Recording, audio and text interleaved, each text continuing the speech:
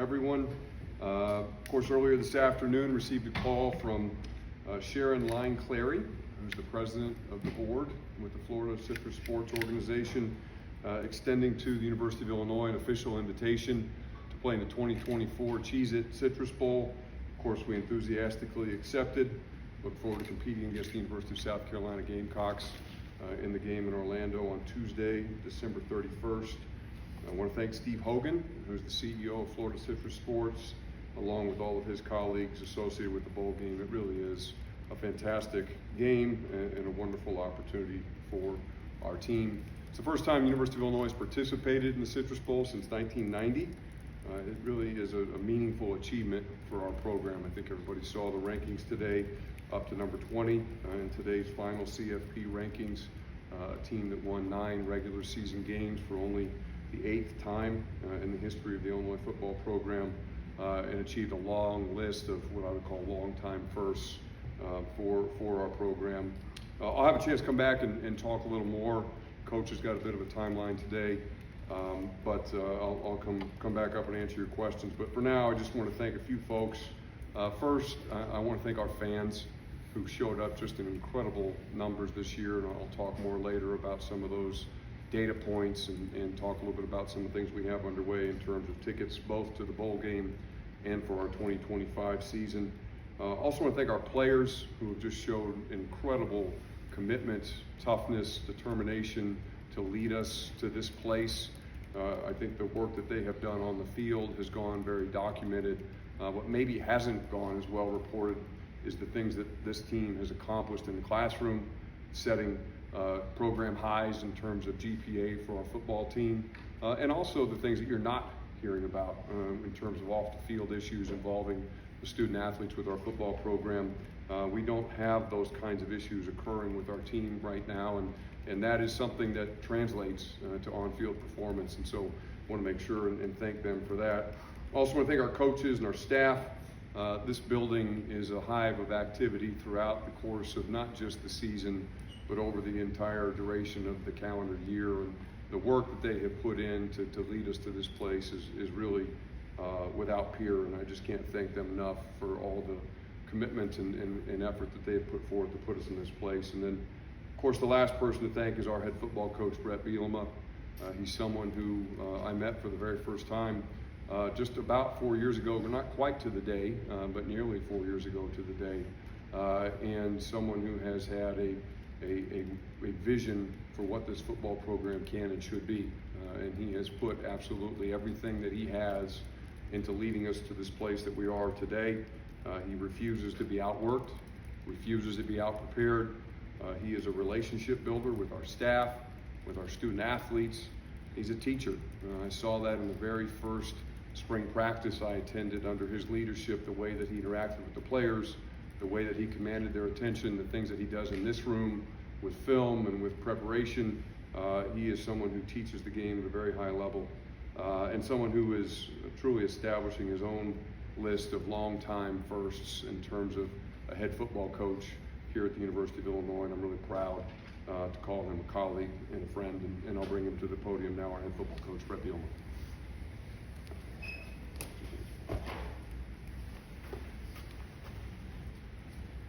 What's up, everybody? Super excited, kind of echo all the thoughts that Josh had, but super excited for our football team. You know, we talked in this meeting room, literally Martin Luther King Day last January, talked about 12 guaranteed opportunities were in front of us, and would hope to get into the postseason play, and you know, to have this year, you know, kind of translate to what we saw happen on the field. I know coming off the field, beating Michigan team, you know, two ranked teams on a stadium field, celebrating 100 years of Illinois football. I just thought that day to be, you know, no one talked about becoming bowl eligible, no one really mentioned it. I didn't talk about it, and it was kind of more of the standard, right? And one of the things that's really kind of happened as the year has gone on, this team has continued to just fight for their rights, you know, continue to put their best foot forward. There are times where we're ahead, behind, everywhere in between, and this is just another guaranteed opportunity for that. And I'm really, really excited for that. Thanks to Josh and his whole department, everybody that makes these days possible. You know, Josh talked about a lot of things there that happen beyond football that I don't take for granted. There are those things that happen every day. Mike Maziarz and our academics, just the way he organizes and puts our guys in a position. We've set 3 semesters straight of over a 4.0, and that does translate, I think, into what you see on the football field. Our kids are very intelligent players and do a lot of really good things. So super excited for them. About our opponent, I just literally called Coach Beamer before he came down here, reached out to him and congratulated on an incredible season for them. They've won 6 straight, right? They lost a heartbreaker against Alabama, and then have won 6 straight games against really good opponents to play. I've been in that league. I know what it's all about. Just congratulations to South Carolina, their fan base, their players. Obviously a really strong tradition. Really excited. I don't know Coach Beamer well. I've known him through the profession just a little bit here, but just coaches that have worked with him, places he's been, and just stands for all the right things in college football, I believe, as well. So super excited about the matchup. For me, it's kind of a unique opportunity. My first ever bowl game as a head coach was against the University of Arkansas, and it's a very game that we won and gave us 12 wins at Wisconsin when I was there, and that set the program record for wins. So to have a chance to tie that here at Illinois with a 10 win would be absolutely awesome. Steve Hogan, who was director of the bowl game, it was his rookie year as well. That first year, he and I got indoctrinated in this thing together. So to see his career continue, and both of us are married now with kids, kind of a changed perspective than the first time we went out. Today has been a great day. I actually got to watch my daughters perform in a holiday program. I got to watch a kindergarten class rock it pretty good, and my second grade class and my other daughter, to see that on stage today has been a pretty awesome day for a variety of reasons. So for our players, I think this is awesome, right? To go to Florida, we actually have 17 players from the state of Florida, the highest in the Big Ten. I think 11 or 12 of those guys are starters, so they're not just players on our team. Our most prominent players, obviously, are a lot of them are from the state of Florida. So I think to be able to go to Orlando and have that be a home game for those guys is a really, really cool thing as well. Haven't been able to really mention a lot about it because last week, kind of the way things unfolded, but I had 14 all-conference players and have 11 of those 14 coming back. I think this bowl game is going to have an opportunity for us to win 10 games, but I think because we'll celebrate a group of players that this will be their last guaranteed game with us. Some seniors, and to give them a moment, an opportunity to speak in front of the team, but also to set the stage for next year, right? To have a chance to play in, I know it's on New Year's Eve night, but to play in a bowl game of this prominence. Obviously, the college football playoffs, a lot of conversations being had, and I've had some fun with that over the last 2 weeks, but I knew that we weren't going to be in that mix. But I mean, just the excitement this time in college football, absolutely awesome to sit and watch. I got a chance yesterday. I kind of came in here during the day, had some meeting with players and coaches, walked through some things that we know are coming up this week, but really Friday night and Saturday to sit and watch college football be at the level that it's at is just absolutely just awesome. I love my job very much, but I would tell you this is probably at a time in college football where it's as good as it's ever been. And it's just really, really, I think controversy and conversations are all great, right? I know someone's always got to be disappointed, somebody's always got to have an opinion, but I think that plays into where our game is at really now at a pretty special place. So want to thank our fans especially too, right? Like I've said it before, to have a home field advantage here at Illinois is something that I kind of dreamed of, and to see it had kind of manifest this year, especially in that Michigan game, was pretty awesome. I know ticket sales are on for next year already, so thank you for everything you've given us in the past. I'm very excited about the future. Hopefully a lot of you will come down to Orlando. I know it'll be, I know my daughters and my wife are excited about different things, but to get to some warm weather, be down there has been something that we'll be able to take in for a week, and I'm very excited about it. So with that, I'll open it up for some questions. I'm not trying to dine and dash, but we do have a Zoom call with the Orlando media here at 3:25 or whatever it is, so I got to go to that one too. But with that, open it up. How do you strike a balance between one, win the game, and one, make sure you guys have a great experience? I mean, were they one the same? That's a great question. I think it's one that the outside world probably kind of thinks a lot about, but our guys will snap in. So the game is actually going to be played on the 31st, so we'll consider that to be our Saturday, right? So I just kind of always done that with my bowl teams. Even that first bowl game when we played Arkansas was my first time as a head coach. I kind of pooled everything that I had learned through my time as a coordinator and assistant coach, and then I did a lot of studying with opponents, like, well, hey, how do you do it? Well, how do you roll? So I've kind of always used that approach. We'll actually fly down Christmas Day on the 25th, and that'll be a Sunday. So it'll be literally like kind of starting a fresh week down there. We'll build it up. There are things that our players want to be involved in. That this bowl has a few events that our players got to go to. We'll structure our practices around that. But I'd like, for the most part, to practice somewhat mid-morning, right? So that we get the routine of what we've been doing. Still working to finalize our actual bowl practice site. We got a couple things we're working through there, but that's what it's all about. And then it's really got to be player driven. As coaches, we can say all we want, but our players got to be driven. I literally shot a message to our leadership council earlier today that what we thought it was going to and where it was going to play out. So I had a meeting in here on Friday where we kind of talked about some things that were in front of us. I told them we thought we were going to be in the Citrus Bowl. Didn't know our opponent. Everybody was saying it was going to be South Carolina, Bama, or Ole Miss. One of those three, kind of depending on how it played out. And obviously very excited. Bret, obviously Pat made his decision about the bowl game. Yeah. You have to ask this every time, but with everything happening in football, how do you feel about your roster going into it? And then specifically Gabe and Xavier, obviously great seasons, have processes ahead of them. This is was a little bit unusual. We had a signing day in the middle of the week last week, which brought about some conversations.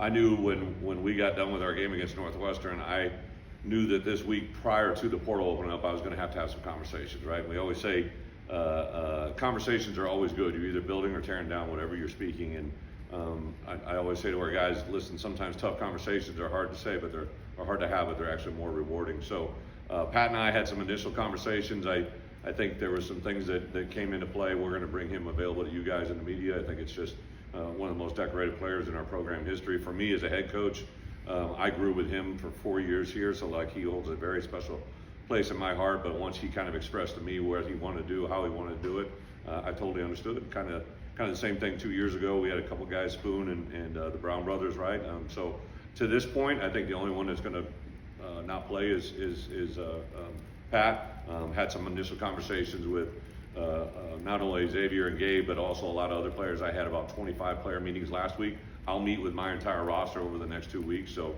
obviously you can always get surprises, but last week I met with several players that I felt they had been trending towards doing portal world, right? And so those weren't really shocking to me, and actually some things that I encouraged. Then I told them, hey, I'll help manifest getting you wherever you need to go. It's just part of college football now. So, but that's really the only news I can give you.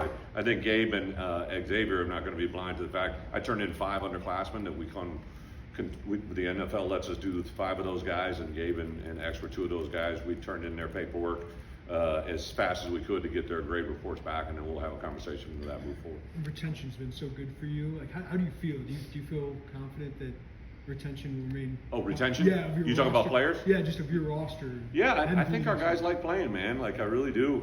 And to play a quality opponent like this in an environment, it's something I've been kind of breeding into them, right? I kept talking about 12 guaranteed opportunities, and what you do with those gives you the best opportunity on the back end. So I think all that's going to help us play out. Josh has, volunteered some things administratively to help with our guys to retain them. I think I was very upfront with, hey, here's my plan. Really, these next 2 weeks, we'll probably practice 3 days a week. So we'll get in about 6 practices before we go down there, and then we'll have a full week of practice down there. So it's almost 3 times the amount of practice you get for a normal game. So we'll keep it fun, we'll keep it light, keep it short, crisp, clean, get a chance for a couple of our guys to get healthy, and that's really about it.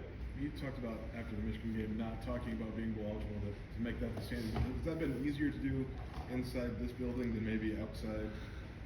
I only see the people in this building, so I don't really know. Like, even for me today to walk through St. Matt's and, hey coach, think for the outside world, there's probably a lot going on, but not in my world, right? So, no, I can't say to that, right? Like, I think it was more about, hey, let's get this next one.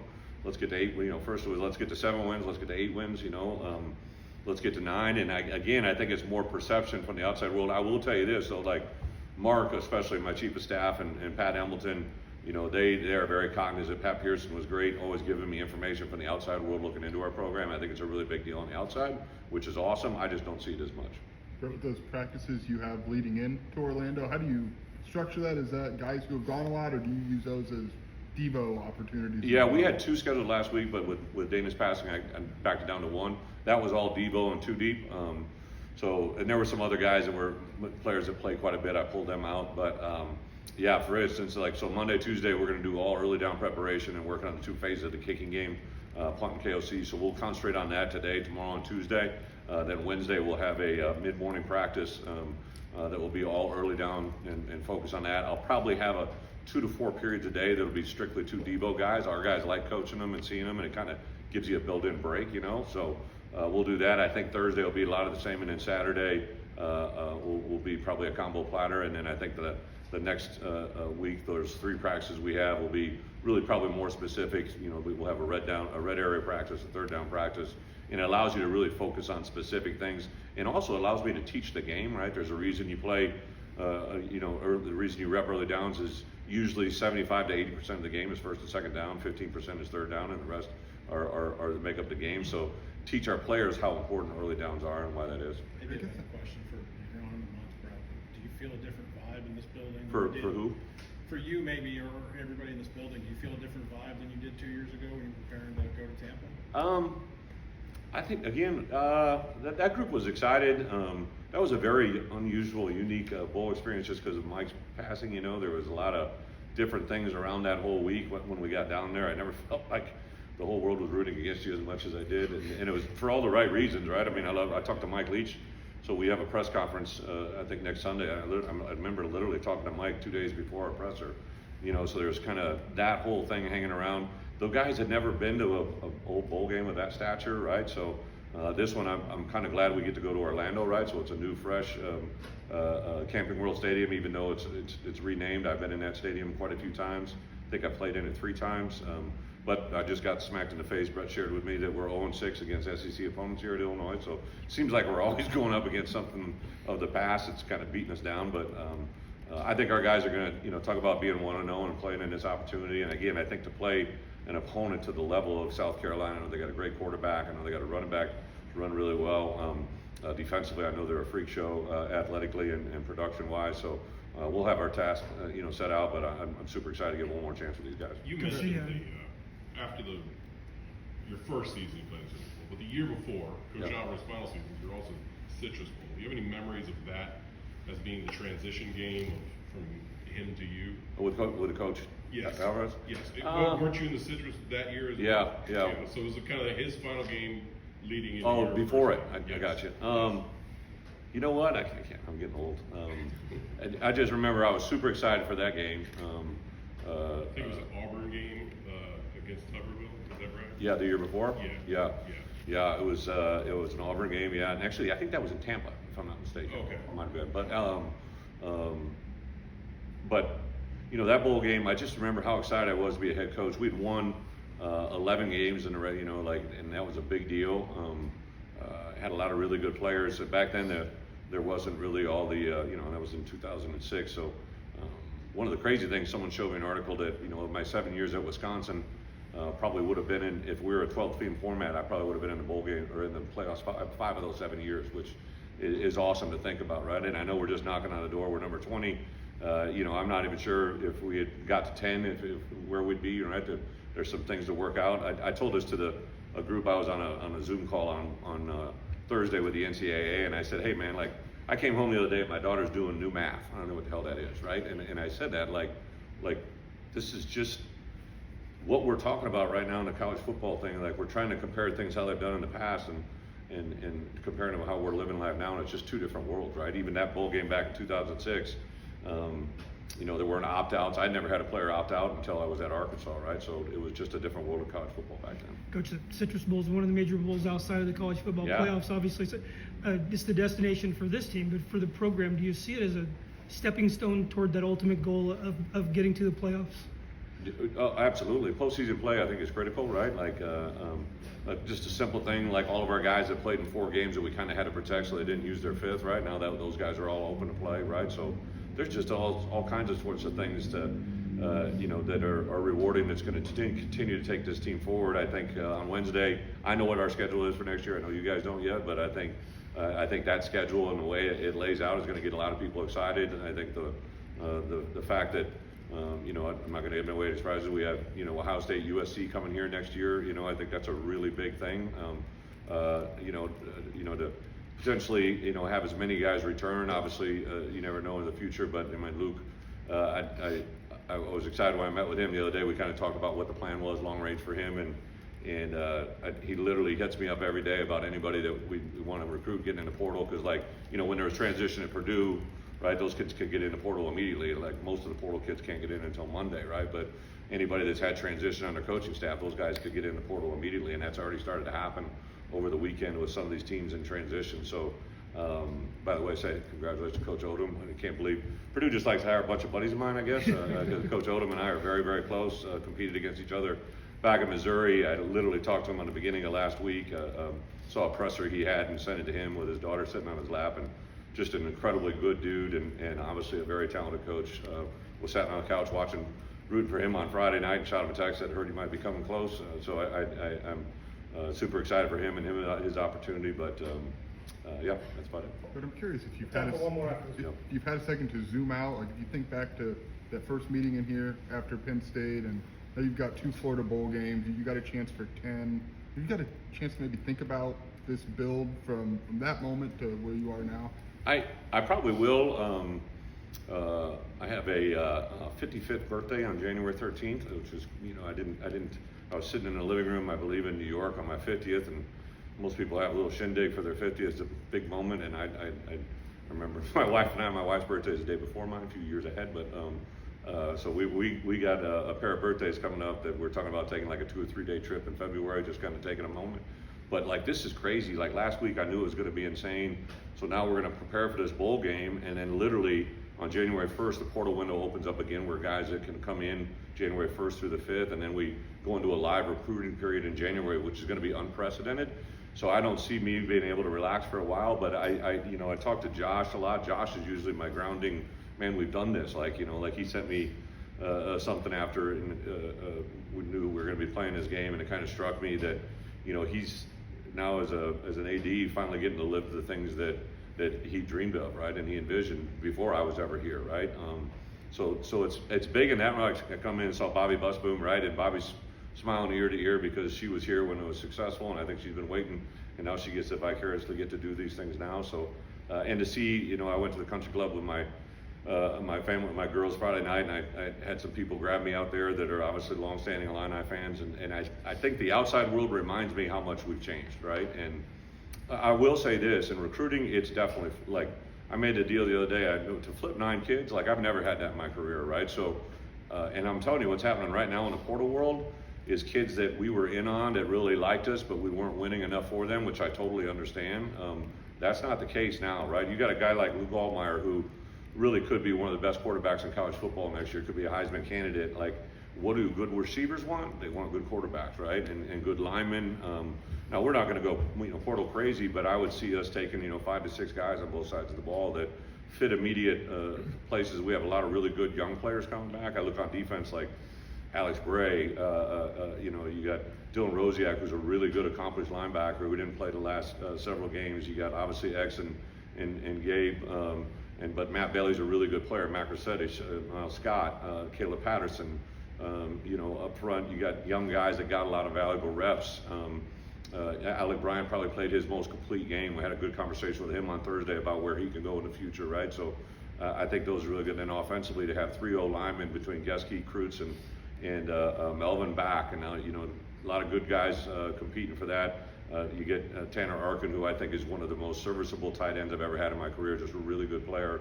And Cole Rusk, who never stepped on the field. You got a couple of running backs. Obviously, at wide receiver, we have 2 guys in Capka Jones, Malik Elzy, and Hank Beatty, who played, and Colin Dixon is a war daddy, right? I mean, there are a bunch of really good players coming back that they get me excited. But I think this game is going to be big to build momentum for that. Brett, speaking of coming Last back, one, Yep. just a couple minutes left. you've had a lot of turnover in your staff the last couple Yeah. of years for different reasons, but after such a successful year, how do you feel about your staff and, Yeah. and what you guys did this year and moving forward? Well, first and foremost, again, thank Josh. One of the things I've always tried to maintain, like if we want to be to a certain level in this conference, we have to maintain that in 3 important areas, right? Our roster, in a way, our roster NILs, money, and that's going to become a little bit more balanced, I think, moving forward, and then, being able to acquire a staff and keep it. And, I can't predict in the future, but I had an initial conversation with a couple. I always start with my coordinators going forward. So I fully intend and hope and pray that Barry and Aaron and Dish, those 3 guys will be back with us. Josh has already allowed me to have some conversation with them and put that in place. I know that's very, very important. I have a great admiration for both offensively and defensively. I think, and it's kind of crazy playing South Carolina. Justin Stepp, we hired from there, right? So this is going to be a big game for him. But I think Stepp has literally helped change the culture, especially in that offensive room. Unfortunately, lost him. Dana Dimmel was a huge asset to that program and what it is. But I really was excited the way our offensive staff, Coach Ward, just continues to be very impressive. I think on defense, Corey Parker and Archie have been just just incredible. I think for Aaron in particular, because Aaron works with them on the back end, and then Arch is our only voice upstairs. I thought those guys in particular have been invaluable to our staff. And then it may sound funny, but I've been able to hire this army of these young coaches. And I mean, those are going to be in 10 years, those guys are going to be college football. Like I promise you, some of those guys are very gifted. So I don't expect transition, but I never know. Thank you, guys. Thank you. Thank you, Coach.